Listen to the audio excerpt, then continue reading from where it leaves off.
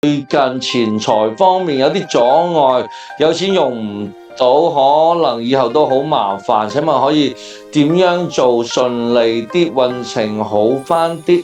咁咧，我同你講，你哋依家遇到嘅問題，既然係都冇辦法去解決嘅話咧，你就不如放鬆自己嘅心情，依家有乜嘢就做乜嘢，係咁樣㗎。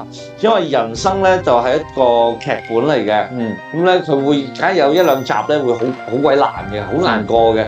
但係咧，你有時候咧就棘住咗喺度，就不斷就喺呢一個呢一集喺呢度去 loop。